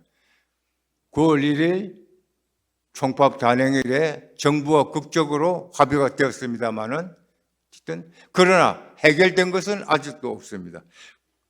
보건의료 간호사들이 얼마나 절박했으면 그들의 표현대로 절박한 파업을 벌였겠습니까? 그것은 다름 아닌 이 의료 확충이다. 의료 노동자들이 더욱더 대폭적으로 확충돼야 된다. 지금 30대 간호사의 80.1%가 그만둘까 생각하고 42.7%가 입사 1년 만에 사직한다고 그럽니다. 이런 상황에서 위드 코로나로 가는 것은 이건 있을 수가 없다 하는 겁니다. 플랫폼 노동 돌봄 교육의 문제에 대해서는 오늘 여러분들이 축사에서도 말씀하셨습니다. 그런데 플랫폼을 기반으로 한 플랫폼 노동은 IT 기술을 접목시킨 물류산업의 발전을 시키면서 수요를 확장해왔는데 이 플랫폼 노동을 확산시킨 IT 기술이 코로나 팬데믹 노동자 수를 줄이는 요인으로 작동을 하고 있습니다. 그래서 정치, 경제, 사회 분야의 많은 세계 석학들은 예외 없이 코로나 팬데믹 이후 국가의 핵심 과제로 앞에서 말씀드렸던 것처럼 의료, 돌봄, 교육을 들고 있습니다. 저임금 장시간 고강도 노동자 자녀들이 교육과 보살핌은 국가가 책임져야 된다. 이 책임은 무한의 책임이다. 자본주의 상징국인 미국에서 지금 일어나고 있는 움직임입니다. 한국의 정부, 국회가 이 목소리를 들어야 됩니다. 정치가 바뀌어야 됩니다. 한국의 국회, 정부가 바뀌어야 하는데 우리는 기대하기가 어렵게 됐습니다.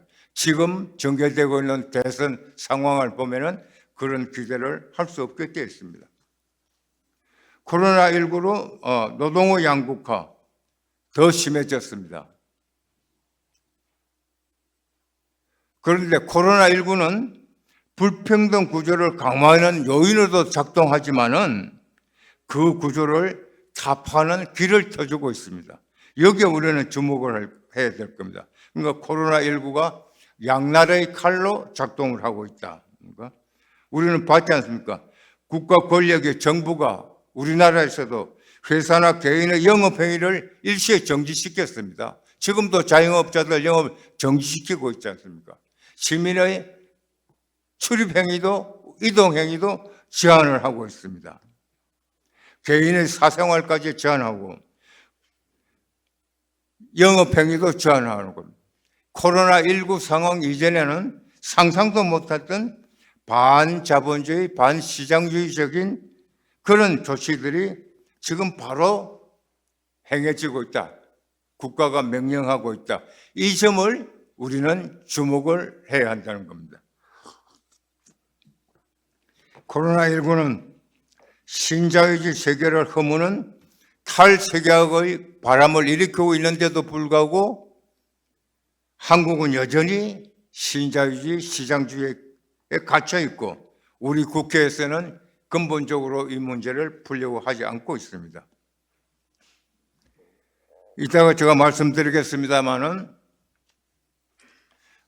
제가 여러 책들을 참고했습니다만 제레미 리프킨의 노동의 종말을 그런데 그 리프킨이 노동의 종말 작가였습니다. 조지프 스티글리츠가 얼마 전에 불만 시대의 자본주의라는 걸 썼는데 각 챕터마다 강조를 하는 것이 경제 개혁보다 정치 개혁이 어렵다.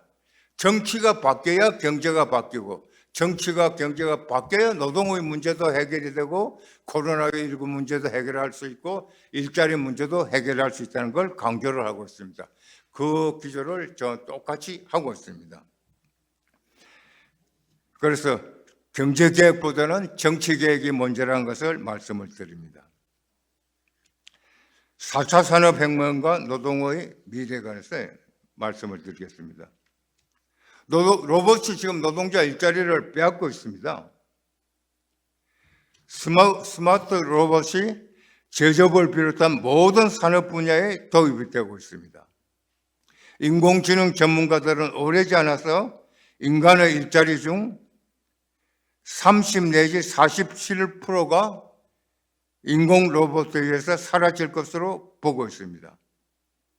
우리나라는 제조업 비중이 큰데 제조업 중에서 3년 내에 약 70만 개의 일자리가 로봇으로 상실될 위험에 처했다는 연구 결과도 나와 있습니다. 한국은행 조사국 고용 분석팀에서도 이런 연구를 많이 발표하고 있습니다. 인간을 고용하고 훈련하는 것보다는 인간을 대체하는 기계를 만드는 것이 비용 측면에서 더 유리하다는 것을 3차 산업 말기에 미국의 한 기업가가 이야기하고 있는데 실제로 그대로 되고 있습니다. 인간 노동이 아니라 기계 노동으로 대체되고 있습니다. 그래서 지금으로 볼 때는 이 일자리 감소는 필연적이다. 감소 속도도 강화될 것이다 하고 있습니다. 테슬라 마스크가 얼마 전에 테슬라는 세계에서 가장 큰 로봇 회사라고 이야기를 했습니다. 그러면 현대자동차는 어떨까요? 머스크의 이야기들 하면 현대자동차야말로 로봇 회사입니다. 현대자동차는 세계 최고 수준의 휴머노이드 로봇 기술을 보유하고 있는 보스턴 다이나믹스를 인수해서 로봇을 제작, 운영하고 있습니다. 지금 여기서 만들어진 로봇이 기아 광명 오토랜드에 투입돼서 감시 작업도 하고 있고 활동을 하고 있습니다. 현대자동차는 로봇 제작과 함께 도심 항공 모빌리티 UAM 사업의 사업의 중추를 옮기려고 하고 있습니다. 정의선 회장도 여러 차례 그와 같은 것을 암시를 했습니다. UAM은 하늘을 나누는 자동차, 플라잉카입니다. 그래서 현대자동차는 여기에 지금 집중을 하려고 하고 있습니다. 그리고 현대자동차의 신산업은 인공지능 로봇이 제작하고 만들어진 제품은 인공지능이 배송하고 판매하고 그렇게 되어 있습니다. 현대자동차의 일자리가 거의 상실될 날이 멀지 않았다는 그런 이야기입니다. 어떻게 해야 될까요? 그 답을 여러분과 함께 찾고 하는 겁니다. 인공지능이 발달하면은 직업을 위한 이럴 위험이 가장 높은 직군으로 판사, 검사, 변호사 등 법조 교육과 의사들이라고 거론되고 있습니다. 실제로 에스토니아는 지금 2020년부터 소액 재판에 인공지능 판사 시스템을 도입을 하고 있습니다. 인공지능을 통해 스스로 학습하는 스마트 로봇이 제조업을 비롯한 모든 산업의 노동력을 대체하게 될 것이다. 세계 IT 업계의 큰손 손정희 소프트뱅크 회장이 한 이야기입니다. 올해 금융노조가 사용자단체인 은행연합회하고 협상을 벌이면서 가장 핵심적으로 한 것이 영업점 폐쇄 문제였습니다. 풀리지 않아서 박홍규 금융노조 위원장이 장기 농성까지를 했습니다. 인터넷 뱅킹 등 기술 발전으로 인해 가지고 우리 은행들의 지금 점포수가 폐쇄되는 것이 2020년에 304개 이랬습니다. 올 상반기 한 은행에서만 어느 은행에 100개가 되고 있습니다. 올해 지나면은 거의 점포는 말하면 우리가 그날 은행 점포가 없어질 것으로 이야기하고 있습니다. 이 점을 금융노조는 대량 일자리 상실 아니냐, 이 문제를 이대로 둘 수도 풀자 하고 노사간 협상을 했는데 이것은 제가 볼 때 노사간 협상도 중요하지만은 국가가 풀어야 될 문제다. 이걸 지금 이 문제를 우리 국가가 지금 방기하고 있는 것 같다. 이렇게 해서는 안 된다 하는 것이죠. 이 로봇은 방역, 보안, 안내와 서빙, 배달 및 이송 서비스, 요리, 청소, 간병, 의료 보조, 산업 안전, 또 고위험 업무, 재난 구조 이런 거 다 지금 하고 있지 않습니까? 얼마 전에 며칠 전에 저 지인이 부산에 가서 롯데호텔을 들었다 오는데 저보고 하는 얘기가 깜짝 놀랐습니다. 방 안에서 뭘 주문했는데 또 가져왔습니다 하고 해서 문을 열고 나가보더니 로봇이 가져왔더라는 겁니다. 이 로봇이 이렇게 지금 우리 생활에 일상화 이렇게 되어 있는 겁니다. 그래서 인공지능 디지털 혁명으로 로봇이 인간을 대체하면 우리는 무엇을 해야 될까? 그 답을 여러분과 찾고자 하는 겁니다. 노동의 종말인가 새로운 일자리인가? 제레미 리브킨이 제3차 산업혁명을 수많은 노동자들의 경제 과정으로부터 영원히 추방되고 있는 사실을 고발한 책 노동의 종말을 쓴 게 1995년입니다. 저 계산해 보니까 마침 그해 민주노총이 창립된 해였더라고요. 이때 우리는 뭘 하고 있었던가 하는 그런 반성을 해봤습니다. 그런데 리브키엔이 노동의 종말 초판이 출간된 9년 후인 2004년 개정판을 할때 그 2004년 서문에서 이렇게 말한 게 있습니다. 지능적 기계들로 노동자 추방은 가속화되고 가속화되기 때문에 끔찍한 예언을 했습니다.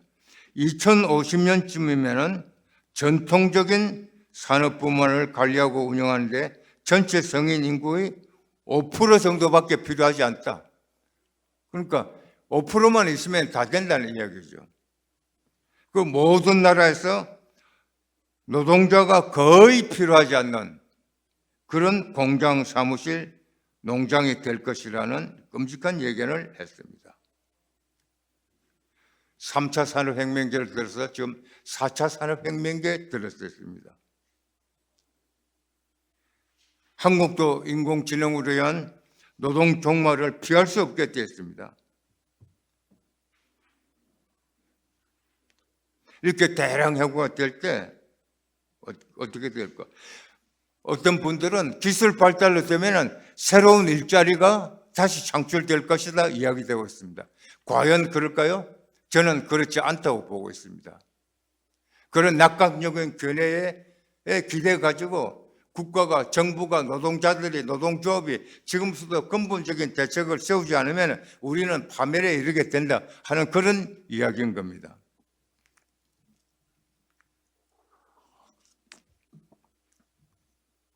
기후 위기로도 산업 구조가 개편되고 또 일자리를 대략 잃게 되죠. 그런데 우리 이 국회는, 정부는 거칠에만의 대응을 하고 있습니다. 형식적인 대응을 하고 있습니다. 국회의 기후 위기에 대한 인식을 가장 잘 보여주는 것이 지난 8월에 통과된 기후위기 대응법입니다. 이 법이 본명이 기후위기 대응을 위한 탄소 중립 녹색성장 기본법입니다. 약칭 탄소 중립법입니다. 제가 문제를 삼는 것은 여기다가 녹색성장이라는 겁니다.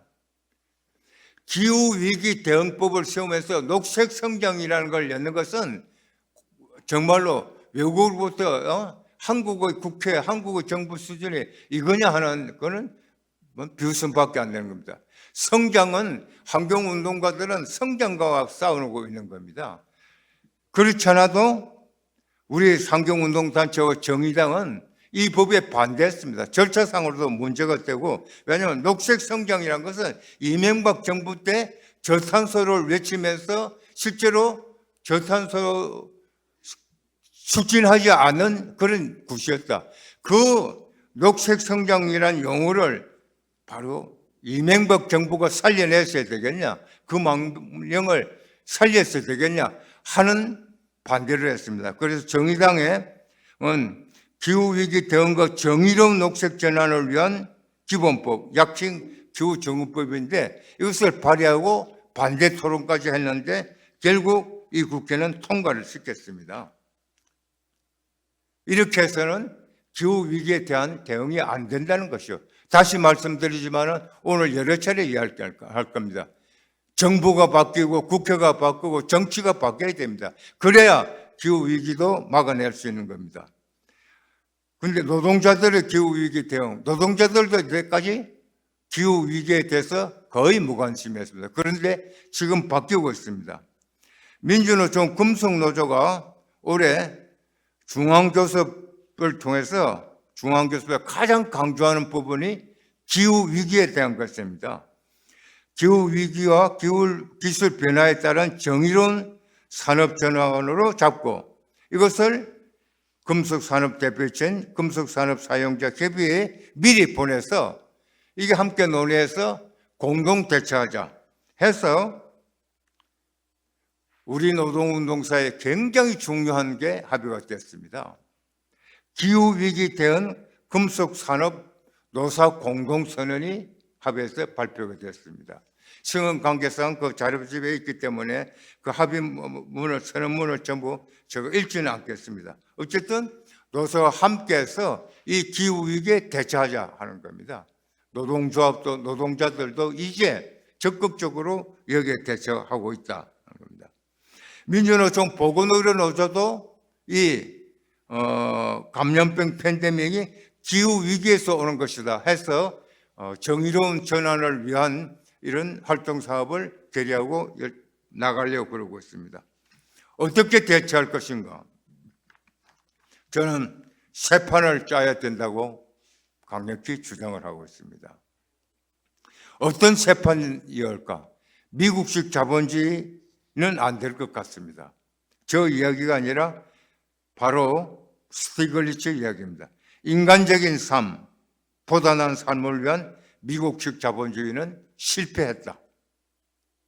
이게 노벨 경제학상 수상자고 클린턴 행정부 경제장관의 의장도 맡고 세계은행 부총재를 지낸 조지프 스티글리츠 이야기입니다. 그는 이어서 실패한 미국식 자본주의가 아닌 또 다른 세계가 가능하다. 미국은 이제 진보적인 의제를 기반으로 그러한 세상을 창조할 수 있다고 믿고 새로운 세상을 만들어 나가자고 했습니다. 그러면서 뭘 강조해? 점진적으로는 안 된다. 점진적으로 안 된다. 그리고 다시 한번 강조하는 게 정치가 바뀌어야 된다. 경제개혁보다 정치가 먼저다. 그 정치는 뭐냐? 새로운 가능한 세상을 만들어 가야 한다는 겁니다.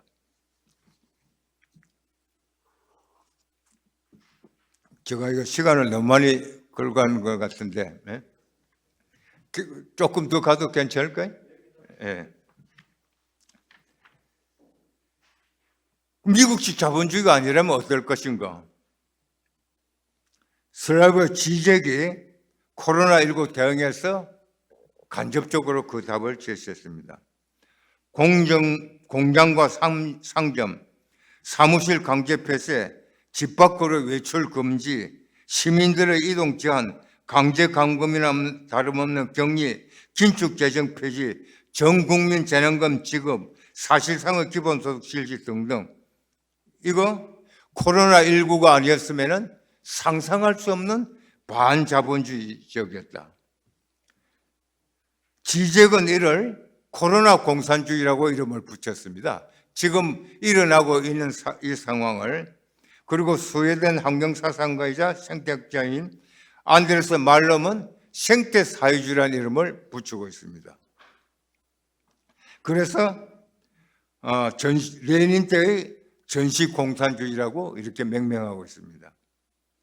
이건 뭘 말하고 있느냐? 따라서 지적은 코로나19 팬데믹에 대응하기 위해서는, 기후위기에 대응하기 위해서는, 인공지능에 대응하기 위해서는 새로운 공산주의가 필요하다. 지적은 앞에 새로운이라는 걸 붙였기 때문에 지적은 설명을 이거 충분히 했는데 시간상 제가 여기 설명을 하겠습니다. 새로운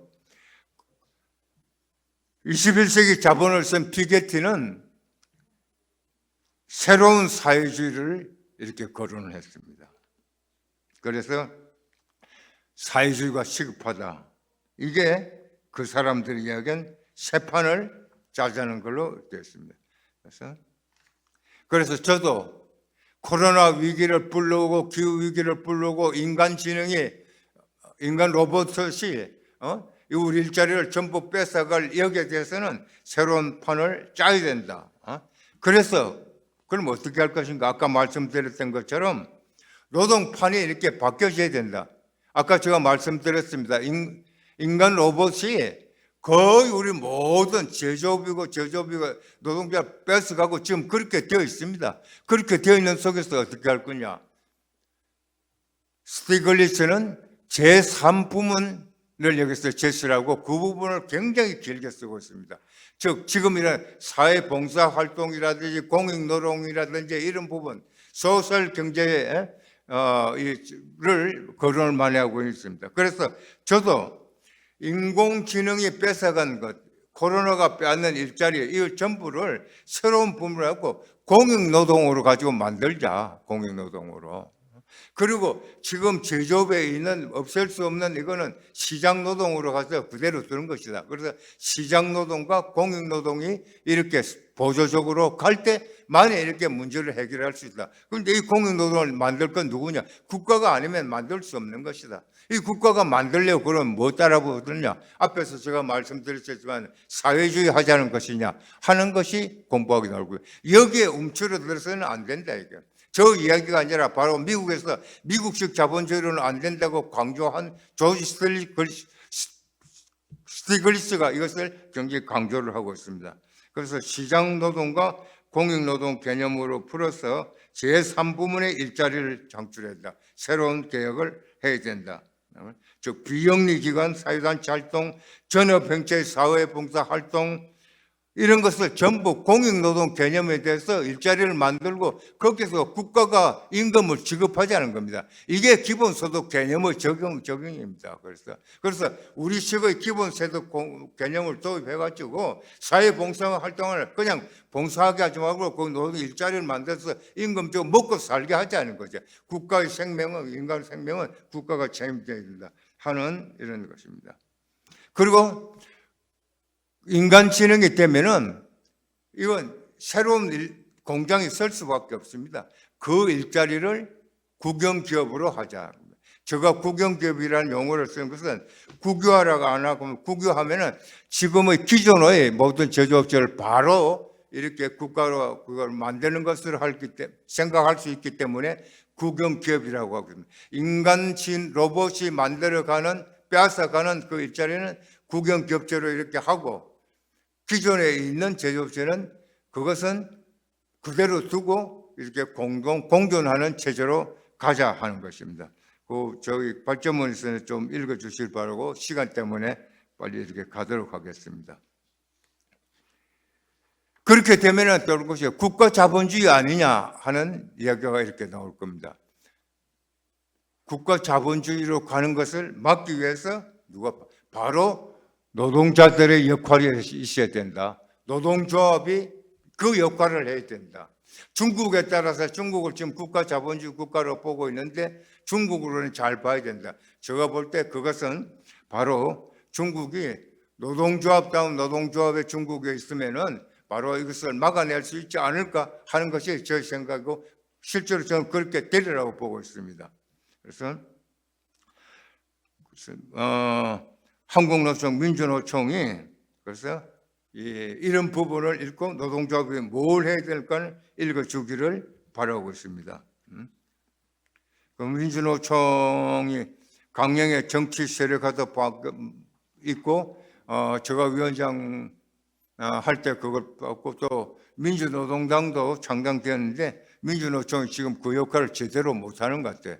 민주노총의 반성과 성찰을 통해 가지고 새로운 노동운동을 이렇게 일으켜 주기를 바라고 있습니다. 뭐냐? 아까 우리 이채원 위원장이 강조를 많이 하시는데 연대입니다. 연대의 노동운동을 해야 된다. 노동자들이 노동조합의 책임을 지고 팬데믹 이후 그리고 기후위기 이후 불러오는 것, 인간 로봇 이후의 것을 만들어내야 된답니다.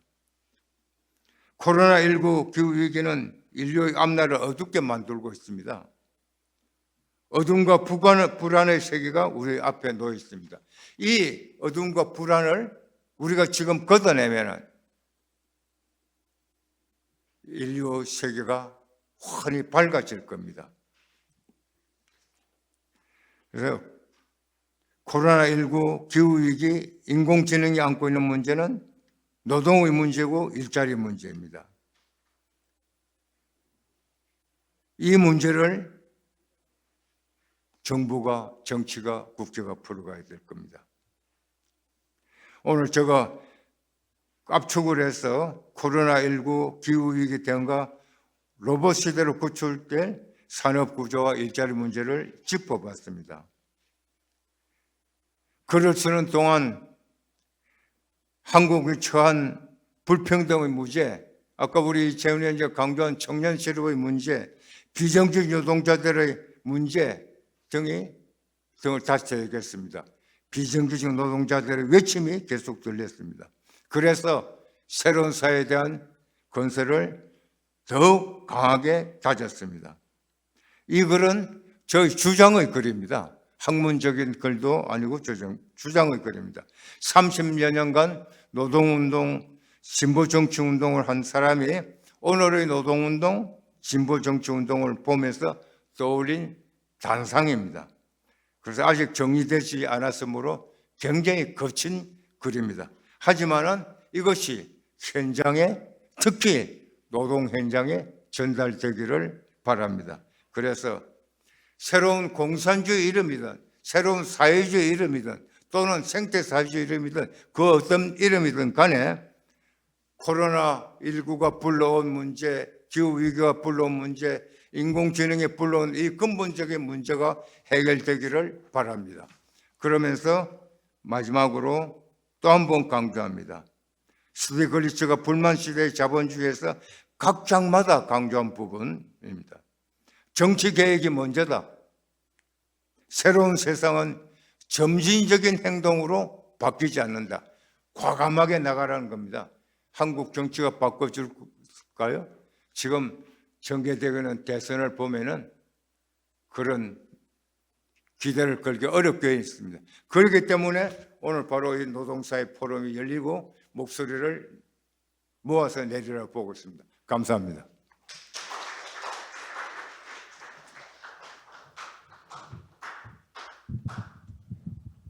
짧은 시간인데 굉장히 많은 고민과 그리고 또 경험에서 우러나온 미래에 대한 통찰까지 아주 압축적으로 발표를 해주신 우리 권영길 대표님께 다시 한번 감사의 박수를 좀 보내주시면 감사합니다. 원래 시간이 되면 이제 두 분을 이렇게 단상으로 모셔서 또 질의응답이나 또 여러 토론을 진행할 생각이었습니다만 우선 이제 두 분의 기조 강연 자체가 이미 충분한 문제 제기와 그리고 또 우리가 앞으로 고민해야 될 방향에 대해서 명확하게 이렇게 말씀을 주셨기 때문에 이 자리에서 이걸 가지고 다시 토론한다는 것은 뭐 제가 볼 땐 사족이 되지 않을까 하는 생각이 들었어요. 그리고 두 번째는 우리가 1시부터 진행해야 될 첫 번째, 두 번째, 세 번째 그리고 종합 토론 4개의 미션이 이 두 분의 발제와 전부 다 내용이 맞닿아 있습니다. 그래서 결국 우리 이 두 분의 이런 발제의 내용이 또 강연의 내용이 앞으로 우리가 1세션부터 진행하게 될 그 내용에 화두로 던져질 수밖에 없는 것이 아닌가 하는 생각이 들어서 여기서 사족처럼 다시 토론을 하는 것은 저는 뭐 여기서는 불필요해서 두 분의 강연을 듣는 것으로 첫 번째 플래너리 세션을 마칠까 합니다. 지금 시간 관계도 좀 시간적인 측면도 좀 고려를 해야 될 것 같고요. 그래서 두 분의 어떤 오늘 참 영감을 주시고 또 우리가 좀 더 깊이 고민해야 될 그런 아주 성찰적인 그런 발표를 해 주신 데 대해서 다시 한번 감사의 말씀을 드리고 두 분 사이에 딱 한 단어가 같이 연결점이 명확하게 드러나는 게 있는 것 같습니다. 현실을 직시하라 그리고 연대하라. 아마 이게 중요한 어떤 미션을 던져주신 것이 아닌가 생각이 듭니다. 물론 그 밖에도 여러 개혁의 방향에 대해서도 말씀을 주셨습니다만 그러한 내용들이 앞으로 향후 우리가 노동사회 포럼을 운영하고 또 우리가 노동사회에 대해 발전에 고민하는데 중요한 걸음이 되지 않을까 생각이 됩니다. 이렇게 해서 오늘 첫 번째 플래너리 세션은 이것으로 마칠까 합니다. 앞으로 한 시간 정도 점심시간을 가지시고 1시부터 1세션부터 다시 시작하는 것으로 하겠습니다. 경청해 주셔서 감사합니다.